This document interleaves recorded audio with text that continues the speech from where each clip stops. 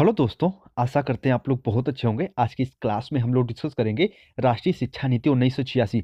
देखो मेरे भाई, जो बच्चे लगातार कमेंट और मैसेज कर रहे थे कि सर थोड़ा सा राष्ट्रीय शिक्षा नीति 1986 को कवर करा दो, तो मेरे भाई इस लेक्चर में हम लोग कंप्लीट डिस्कस करेंगे। इसके बाद आपको राष्ट्रीय शिक्षा नीति 1986 से रिलेटेड कोई भी डाउट, कोई भी कंफ्यूजन नहीं रह जाएगा। मैं इंपॉर्टेंट पॉइंट है जो आपके लिए मेरे भाई इंपॉर्टेंट है, सबको सेलेक्ट करके लेके आया हूँ। ठीक है, कंप्लीट डिस्कशन करेंगे। देखो मुख्यतः हम लोग 3 पॉइंट को इसमें डिस्कस करेंगे जो आपके लिए इंपॉर्टेंट है। देखो सबसे पहले राष्ट्रीय शिक्षा नीति 1986 के गठन के बारे में जानेंगे। उसके बाद जो सबसे इंपॉर्टेंट है मेरे भाई, इसके उद्देश्य, इसके प्रस्ताव, जो इन्होंने सुझाव दिया था मेरे भाई, वो इंपॉर्टेंट है, उसको हम लोग डिस्कस करेंगे। उसके बाद इसका निष्कर्ष हम लोग डिस्कस करेंगे कि मेरे भाई जो राष्ट्रीय शिक्षा नीति 1986 आई, इसका निष्कर्ष निकल के क्या है मेजर पॉइंट पे, उसको हम लोग डिस्कस करेंगे। ठीक है, चलो सबसे पहले हम लोग इसके गठन के बारे में जानते हैं मेरे भाई। देखो ध्यान से सुन लेना, आपका सब कंफ्यूजन क्लियर हो जाएगा। ठीक है, देखो राष्ट्रीय शिक्षा नीति 1986 का गठन सबसे पहले देखो।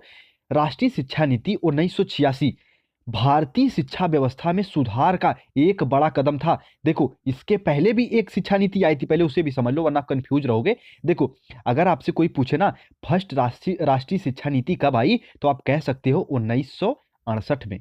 1968 में फर्स्ट मेरे भाई NEP आई थी, नेशनल एजुकेशन पॉलिसी। लेकिन मेरे भाई जब इसी का उल्टा कर दोगे ना, उल्टा मतलब 8 को आगे कर दो, 6 के पीछे कर दोगे, तो हो जाएगा 1986। और 1986 में सेकेंड राष्ट्रीय शिक्षा नीति आई थी। तो अगर इसमें कंफ्यूज मत होना, फर्स्ट कब आई थी 1968 में, सेकंड कब आई थी मेरे भाई 1986 में। ठीक है, चलो अब इसे गठन के बारे में जानो। देखो राष्ट्रीय शिक्षा नीति 1986 भारतीय शिक्षा व्यवस्था में सुधार का एक बड़ा कदम था। इस योजना को विकास रूप इंदिरा गांधी जी ने दिया था।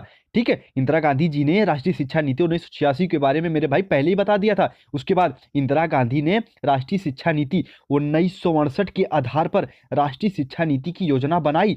परंतु ध्यान से सुन लेना, परंतु व्याप्त अलगाववाद की वजह से हमारी प्रधानमंत्री जी का मेरे भाई हत्या कर दिया गया। उसके बाद उस समय के तत्कालीन प्रधानमंत्री राजीव गांधी जी सत्ता को संभाले और उन्होंने सरकार में आते ही शिक्षा के क्षेत्र में कई क्रांतिकारी परिवर्तन लाए, और उन्हीं में से एक मेरे भाई है राष्ट्रीय शिक्षा नीति 1986।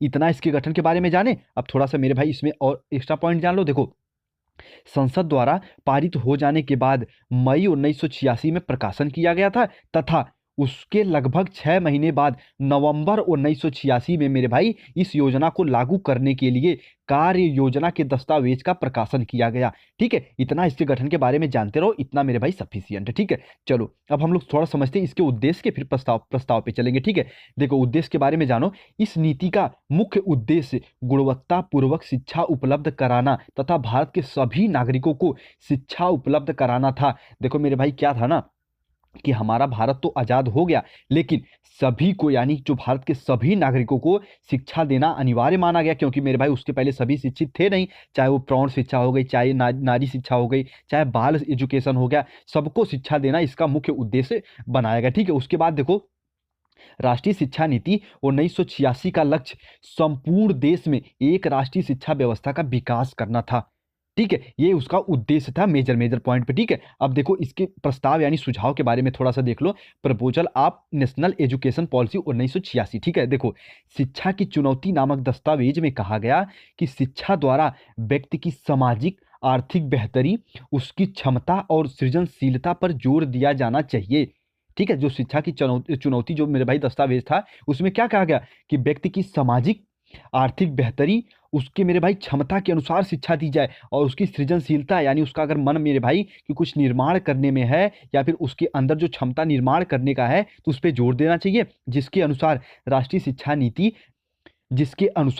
शिक्षा नीति में शिक्षा के निम्नलिखित उद्देश्य निर्धारित किए गए। अब देखो उद्देश्य कौन कौन से निर्धारित किए गए इसको जान लो, इसके बाद कुछ एक्स्ट्रा पॉइंट भी इसमें मैं बताऊंगा। देखो सबसे फर्स्ट जो पॉइंट इंपॉर्टेंट है, फर्स्ट पॉइंट है मेरे भाई, व्यक्तित्व का शारीरिक, बौद्धिक व सौंदर्य परक विकास होना चाहिए शिक्षा के अनुसार। उसके बाद जो सबसे इंपॉर्टेंट पॉइंट है, इसे आप लोग लिख भी सकते हो, वैज्ञानिक दृष्टिकोण का विकास।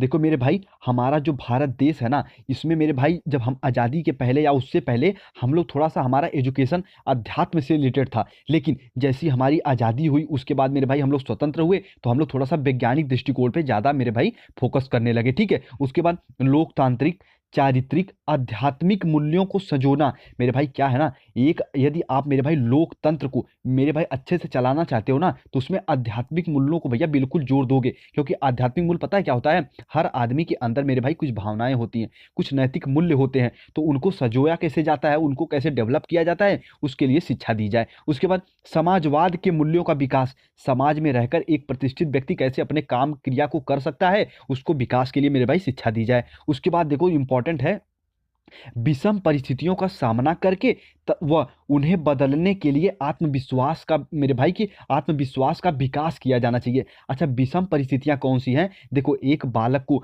अगर मेरे भाई उसको पूर्ण रूप से परिपक्व बनाना चाहते हो, तो उसके बेसिक एजुकेशन से ही उसे मेरे भाई परिपक्व की जो कि एजुकेशन देना प्रारंभ कर दो। तो विषम परिस्थितियों का सामना करने के लिए आप लोग बेसिक एजुकेशन से ही तैयारियां शुरू कर दो, एक बच्चे को यदि सर्वश्रेष्ठ बनाना चाहते हो तो। ठीक है, इस मेरे भाई की एजुकेशन पॉलिसी में ये बताया गया। उसके बाद अगला पॉइंट है मेरे भाई, श्रम तथा परिश्रम के प्रति स्वस्थ दृष्टिकोण अपनाना। ठीक है, उसके बाद अगला पॉइंट देखो, इसमें कुछ बच्चे कंफ्यूज भी रहते हैं, अभी मैं आपसे कुछ पूछूंगा भी। देखो, धर्मनिरपेक्षता के मूल्यों का विकास।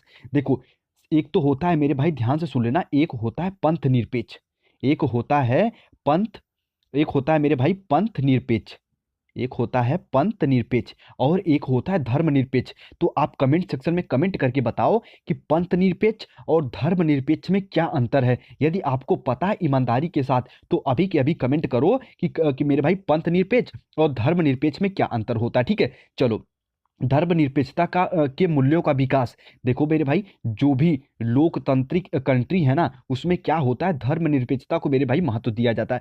हम किसी भी धर्म को मेरे भाई प्रायोरिटी नहीं देंगे और ना ही किसी धर्म को मेरे भाई हम नकारेंगे, यानी सब धर्मों को हम मेरे भाई समान नज़र से, समान निगाह से देखेंगे। ये होना चाहिए धर्मनिरपेक्षता। ठीक है, उसके मूल्यों का विकास। अच्छा, गांधी जी कहते थे ना कि हम धर्म के खिलाफ नहीं हैं, हम पंथ के खिलाफ हैं। अच्छा, पंथ क्या होता है मेरे भाई, ध्यान से सुन लेना कि पंथ जो ना मेरे भाई, देखो अभी एक इस्लाम धर्म है ना, तो जो सिया सुन्नी जो है ना, ये पंथ हैं, लेकिन जो धर्म है मेरे भाई, जो धर्म है वो क्या है, वो इस्लाम है। तो गांधी जी कहते थे जो ये जो धर्म बटा है ना, उसके खिलाफ होते, वो पंथ निरपेक्ष के खिलाफ थे मेरे भाई, लेकिन जो धर्म निरपेक्ष के खिलाफ नहीं थे। ठीक है, गांधी जी का ये भी मानना था कि कोई भी व्यक्ति धर्म के बिना उसका जीवन मेरे भाई पशुत्व के बराबर है। ठीक है, चलो, उसमें मेरे भाई इसका विस्तृत चर्चा होनी चाहिए, ये अलग टॉपिक बन जाता है। ठीक है, तो धर्मनिरपेक्षता के मूल्यों का विकास होना चाहिए। ठीक है, चलो, उसके बाद देखो अगला पॉइंट है भावात्मक तथा राष्ट्रीय एकता का विकास। जब हमारा देश आज़ाद हुआ ना, सबसे ज़्यादा हमें किसी चीज़ की ज़रूरत थी,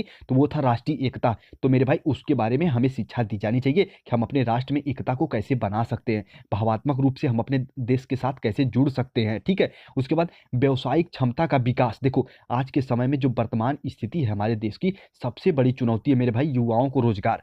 तो ये बताओ कि व्यावसायिक शिक्षा यदि नहीं दी जाएगी तो क्या मेरे भाई युवाओं को रोजगार मिलेगा? तो इस पे भी मेरे भाई ध्यान देना चाहिए। ठीक है, उसके बाद अंतर्राष्ट्रीय भावना का विकास, अंतर्राष्ट्रीय समझ को बढ़ावा देना। देखो क्या होता है ना कि मेरे भाई, यदि आप अपने देश को एक मेरे भाई सर्वश्रेष्ठ बनाना चाहते हो, तो जो दूसरे देश है उनके साथ आयात निर्यात आप अच्छे से कर सकते हो, तो उसकी समझ तो विकसित करना पड़ेगा बच्चों में ना शुरू से। तो मेरे भाई उसके उसके बारे में थोड़ा सा उनको मेरे भाई एजुकेट करो। ठीक है, इस तरीके से 10 पॉइंट आप लोग इंपॉर्टेंट समझना। उसके बाद जो दो प्रस्ताव का एवं सुझाव के जो निष्कर्ष निकल के आए वो इंपॉर्टेंट है, इसे समझ लो। देखो, सर्वप्रथम कक्षा 1 से कक्षा 5 तक की शिक्षा को एक निश्चित कार्य योजना के अंतर्गत निःशुल्क व अनिवार्य किया जाए, इसका सबसे इंपॉर्टेंट पॉइंट ये है। ठीक है, उसके बाद कक्षा 6 से कक्षा 8 तक शिक्षा को अनिवार्य व निःशुल्क किया जाए। ठीक है, यह लक्ष्य 1995 तक प्राप्त करने का संकल्प लिया गया।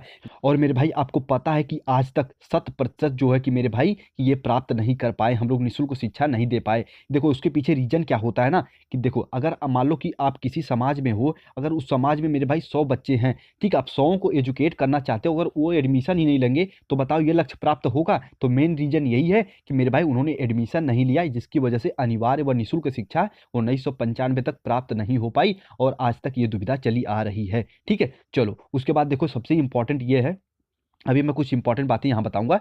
पिछड़े वर्ग, अल्पसंख्यक वर्ग, अनुसूचित जाति, अनुसूचित जनजाति, कबीलों आदि उपेक्षित वर्गों बालकों के शिक्षा के विशेष व्यवस्था की जाएगी। यानी जो पिछड़े लोग हैं, पिछड़ी जातियां जो हैं, उनके लिए विशेष व्यवस्था की जाएगी। ठीक है, उसके बाद देखो उपेक्षित वर्ग के बच्चों को आर्थिक सहायता दी जाएगी, इसके लिए विशेष छात्रवृत्ति की व्यवस्था भी की जाएगी। अब कुछ बच्चों के मन में आ रहा होगा, सर हम तो लोकतांत्रिक देश में रहते हैं, सबको बराबर नजरों से देखा जाए, तो फिर इनको मेरे भाई अलग से छात्रवृत्ति देने की व्यवस्था क्यों है। देखो थोड़ा सा मैं आरक्षण के बारे में भी बता दूं आपको, आपको थोड़ा सा पता होना चाहिए। देखो यहाँ पे कोई एक बच्चा, मान लो यहाँ पे ए परिवार है और यहाँ पे बी परिवार, ठीक है। इन परिवार के मेरे भाई जो ए परिवार है ये पहले से समृद्ध है, इसमें मान लो एक लड़का मेरे भाई जन्म लेता है, वहां भी एक लड़का जन्म लेता है परिवार बी में भी, ठीक है। जो लड़का ए है ना, इसके पापा भी डॉक्टर हैं और इसकी मम्मी भी डॉक्टराइन है, ठीक है, अच्छे खासे पैसे हैं। लेकिन जो बी वाला है ना, इसके मम्मी पापा एक नॉर्मल से किसान है, अपना रोजी रोटी चल जा रहा है। अब ये बताओ कि दोनों को बीएड में एडमिशन लेना है, तो ये बताओ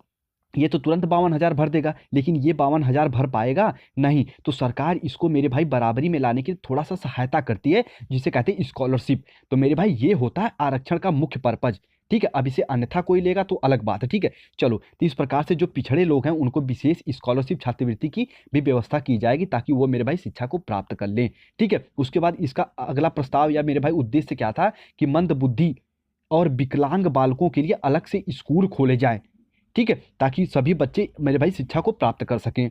उसके बाद अगला पॉइंट है माध्यमिक स्तर पर गति निर्धारक विद्यालय खोले जाएं। इनमें उपेक्षित क्षेत्रों, उपेक्षित वर्ग, जो मेरे अनुसूचित जाति एवं अनुसूचित जनजाति होते हैं, के मेधावी छात्र जो पढ़ने में रुचि रखते हैं, जो मेरे भाई थोड़ा सा पढ़ने में उनका दिमाग ठीक ठाक लगता है, उनके लिए आवासीय व निःशुल्क शिक्षा की व्यवस्था की जाए, ठीक है। इस नेशनल एजुकेशन पॉलिसी में ये बताया गया। उसके बाद पब्लिक स्कूलों और मेरे भाई उच्च शिक्षा महाविद्यालयों में निर्धन व मेधावी छात्रों के लिए स्थान आरक्षित किए जाएं और इन्हें निःशुल्क शिक्षा दी जाए, इसमें यह बताया गया। अब जो सबसे इंपॉर्टेंट इसमें आया वो ये था कि मेरा स्त्री पुरुषों की शिक्षा में कोई भेदभाव न किया जाए, तथा स्त्रियों को पुरुषों की भांति किसी प्रकार की मेरे भाई शिक्षा विधि हो गई, आयुर्विज्ञान हो गया, विज्ञान, तकनीकी, प्रबंधन आदि के लिए प्रोत्साहित किया जाए, कहीं भी उनको रोका ना जाए, ठीक है। चलो, अब अगला पॉइंट हम लोग समझते हैं इसका, जो कि शिक्षा संरचना, जो सबसे इंपॉर्टेंट है मेरे भाई। जो बच्चे लगातार कमेंट और मैसेज कर रहे थे कि सर थोड़ा सा ये बताओ 10+2+3 का मतलब क्या होता है, जो तो मेरे भाई इसमें कंप्लीट जान जाओ, इसके बाद आपका कोई भी कंफ्यूजन नहीं बचेगा, ठीक है। देखो जो 10+2+3 जो शिक्षा संरचना है ना, इसका मेरे भाई जो प्रस्ताव दिए थे सबसे पहले कोठारी साहब दिए थे, ठीक है। अभी चलो ये पढ़ो, देखो भारतीय सरकार ने, ठीक है, भारतीय सरकार ने शिक्षा पर समग्र रूप से विचार करने और विभिन्न स्तरों की शिक्षा के प्रसार व उन्नयन के लिए सुझाव देने उद्देश्य 1900 मेरे भाई 64 में, मैंने जब कोठारी आयोग पढ़ाया था तो बताया था 1964 में दौलत राम, आधा बच्चे इनका फुल फॉर्म नहीं जानते, कोठारी आयोग का पूरा जो इनका नाम था मेरे भाई अध्यक्ष का, तो इनका नाम था दौलत राम कोठारी। तो 1964 में दौलत राम कोठारी की अध्यक्षता में भारतीय शिक्षा आयोग की नियुक्ति की गई और इस आयोग ने पूरे देश के लिए समान शिक्षा संरचना 10+2+3 प्रस्तावित किया। अभी मैं इसको पूरा डिटेल में बताऊंगा, ठीक है। देखो अब यहां समझो, राष्ट्रीय शिक्षा नीति 1986 ने इस संरचना पर अपनी मुहर ठोक दी और पूरे देश में इसे लागू करना अनिवार्य कर दिया। वर्तमान में हमारे देश में 10+2+3 शिक्षा संरचना लागू है। जो अभी वर्तमान में नई एजुकेशन पॉलिसी आई है उसमें थोड़ा सा मेरे भाई ये डिफरेंट है, कभी मैं उसको भी कवर कराऊंगा, ठीक है। चलो देखो, ये जो 10+2+3 है ना, ये इसके पहले जब 1900 मेरे भाई 68 में जो नई शिक्षा नीति आई थी, तो उसमें भी इसका डिस्कस किया गया और मेरे भाई ये 1986 में भी अडॉप्ट किया गया।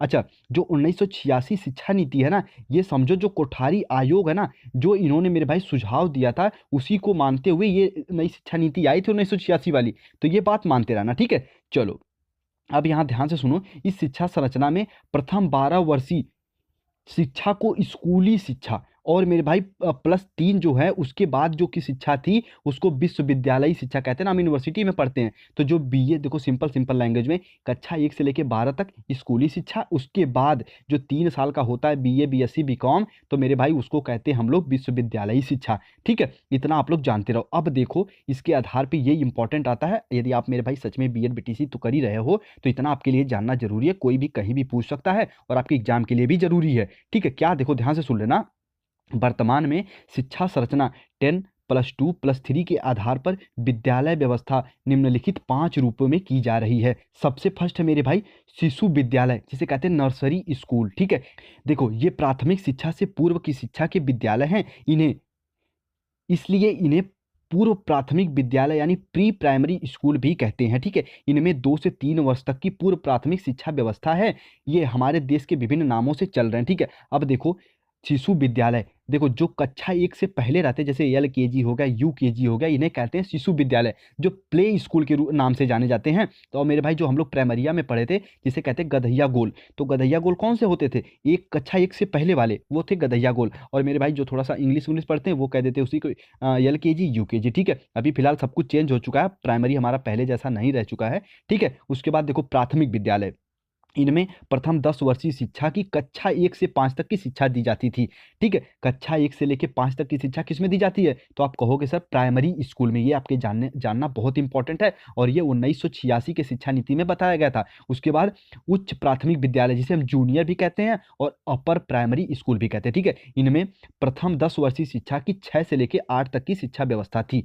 6 से लेके 8 तक जूनियर कहते हैं ना, जूनियर स्कूल, और जो मेरे भाई 1 से 5 तक है वो प्राइमरी है। इतना आप लोग जानते रहना। ठीक है, चलो उसके बाद माध्यमिक विद्यालय, जिसे सेकेंडरी स्कूल्स कहते हैं। ठीक है, वे विद्यालय जिनमें 9 से लेके 10 तक तथा या मेरे भाई कक्षा 6 से लेके 10 तक की शिक्षा व्यवस्था है, उन्हें हम लोग कहते हैं सेकेंडरी स्कूल या फिर माध्यमिक स्कूल। ठीक है, अब उसके बाद उच्चतर माध्यमिक स्कूल यानी हायर सेकेंडरी स्कूल, वे विद्यालय जिनमें कक्षा 9 से लेके कक्षा 12 या फिर कक्षा 6 से लेके 12 तक की शिक्षा व्यवस्था है, उन्हें हम लोग कहते हैं उच्चतर माध्यमिक विद्यालय।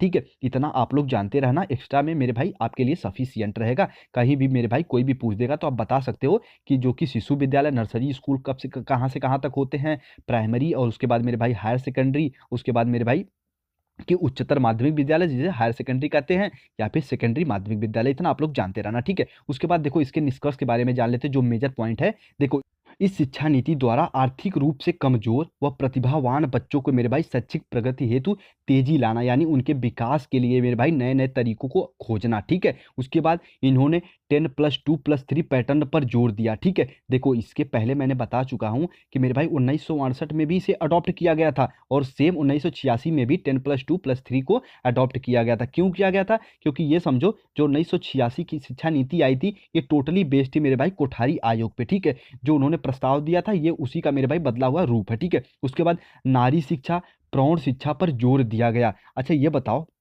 नारी शिक्षा पर जोर क्यों दिया गया, ध्यान से सुन लेना। देखो आप कहोगे सर जी नारी शिक्षा पे क्यों जोर दिया गया।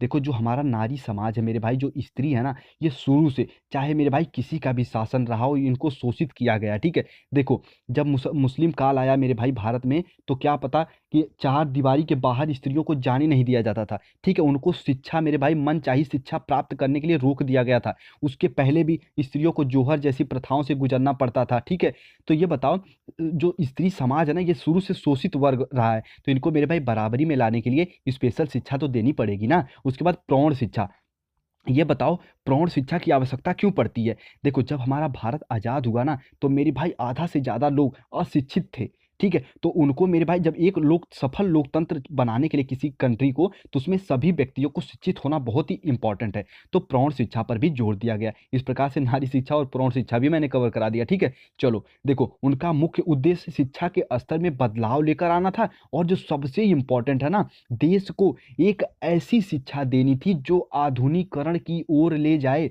अच्छा आधुनिकीकरण की ओर क्यों ले जाए, क्योंकि मेरे भाई देश उस समय बदल रहा था, तो उस हिसाब से हमें आधुनिकीकरण अडॉप्ट करना चाहिए था। तो इस हिसाब से इसका निष्कर्ष निकल के आता है। ठीक है, चलो इस प्रकार से पूरा हम लोग जो कि आपके मेरे भाई शिक्षा नीति 1986 को कवर किए। ठीक है, इसका पीडीएफ आप टेलीग्राम चैनल पे जाके ले लेना। ठीक है, अगर आपके मन में कोई डाउट कोई कंफ्यूजन लगता है तो इस आईडी पे जुड़ के पूछ लेना। ठीक है, अच्छा जो बच्चे ये लगातार पूछते हैं ना कि सर अभी मैं देखता हूँ इंस्टा आईडी पे हमेशा मैसेज आते रहते हैं, सर थोड़ा सा ये बता दो कि हम 1 घंटा से ज़्यादा पढ़ नहीं पाते, तो मेरे भाई ध्यान से सुन लेना। अगर जब भी कभी आप पढ़ने बैठो मेरे भाई और आपका मन उबने लगे ना, तो मैं देखो वैसे किसी को बच्चे को ऐसे मोटिवेट नहीं करता, पर मोटिवेशन भी ज़रूरी है, क्योंकि लाइफ जब रुकी रहती है ना, तो एक मोटिवेशन क्या होता है, हमको एक चाबी का काम करता है। ठीक है, तो देखो ध्यान से सुन लेना कि जब आप कभी मेरे भाई पढ़ रहे हो और आपका मन ऊब रहा है, 1 या 2 घंटा बैठे हो, पढ़ने का मन नहीं कर रहा है, तो क्या करो, ध्यान से सुन लेना मेरे भाई, अपनी आंख बंद करना और किसी के बारे में मत सोचना, सिर्फ अपने पेरेंट्स, सिंपल लैंग्वेज में कहें तो अपने मम्मी और अपने पापा के बारे में मेरे भाई सोचना। आपका सब जितने भी आपके फालतू ख्याल, फालतू दिमाग में विचार चल रहे हैं ना, मुझे लगता है सब के सब बैठ जाएँगे। अब थोड़ा-सा ये सोच लेना कि आप मेरे भाई आपका एडमिशन कैसे हुआ है, आप कैसे पढ़ रहे हो, आपकी घर की स्थिति क्या है। उसके अलावा आपको किसी मोटिवेशन की ज़रूरत नहीं पड़ेगी इतने के बाद। आँख बंद करना, थोड़ा-सा अपने मम्मी-पापा का चेहरा याद करना कि किस परिस्थिति से, किस उम्मीद से आपको पढ़ा रहे हैं। तो आपको किसी मोटिवेशन की ज़रूरत नहीं पड़ेगी मेरे भाई, ठीक है? इतना आप लोग करना, ठीक है? चलो, चैनल पर नए हो तो सब्सक्राइब करके जुड़ सकते हो। द परफेक्ट स्टडी एक फैमिली की तरह आपके दिल से आपके साथ जुड़ा हुआ है, ठीक है? कभी भी कोई कन्फ्यूजन लगे तो मुझसे डिस्कस कर लेना इंस्टा आईडी पे जुड़ के, ठीक है? चलिए, जो राष्ट्रीय शिक्षा नीति थी इसको हम लोग कवर किया, ठीक है? अभी चलो, आने वाले क्लास में हम लोग कुछ इंपॉर्टेंट चीज़ें डिस्कस करेंगे। तब तक अपना ख्याल रखो, मुस्कुराते रहो, ठीक है? चलिए।